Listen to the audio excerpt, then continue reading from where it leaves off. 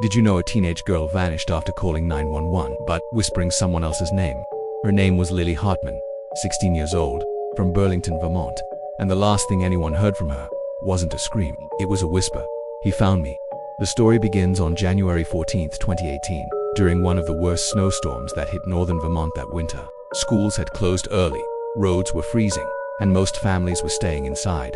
But Lily had a babysitting job that night just 2 blocks from her house, at the Miller's, a quiet couple with a 4-year-old son named Sam. At 7:42 p.m., Mrs. Miller texted Lily saying, "We'll be home by 10. Sam's asleep. Help yourself to snacks." Everything was normal for the first hour. Then, at 8:19 p.m., Lily sent her mom a message. "Do we know someone named the Birch Man?" Her mom responded with a confused, "What? No, why?" But Lily didn't answer. Later, investigators would learn why that name mattered. At 8:26 p.m., a neighbor walking his dog saw something strange. A man very tall, wearing a long dark coat, standing perfectly still at the edge of the Miller's driveway, just watching the house. When the dog barked, the man didn't move, not even his head. Around 8:40 p.m., Lily called 911. The call lasted 42 seconds, only 8 words were spoken. The dispatcher answered, "911, what's your emergency?" Lily whispered, "He's inside, I don't know how." There was a long silence, then she whispered again, "He found me." A thud, a sharp exhale, and the call ended. Police arrived 6 minutes later.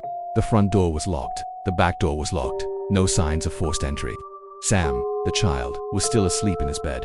Nothing in the house was moved, nothing was stolen, no footprints inside. But, on the living room table, officers found something Lily hadn't mentioned.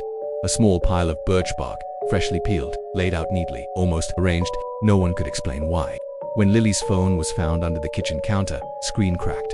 The last thing she had typed into her notes app was a single line. "I heard him whisper through the vents." That house didn't have vents. Police searched the neighborhood, the woods, even drained part of the nearby creek. Nothing, not a trace. Then came the detail that made the case famous. On security footage from a house across the street, at 8:44 p.m., 2 minutes after Lily's 911 call, a tall figure walked away from the Miller's home, but the footage was strange. The figure didn't walk, not exactly. The movement looked off, too fluid, too smooth, as if every frame was slightly out of sync with reality, like something trying to imitate a human walk, without fully understanding how humans move. Investigators enhanced the footage. When they zoomed in on the figure's hand, they saw something impossible. Long strips of birch bark hanging from its fingers, as if they were growing out of its skin.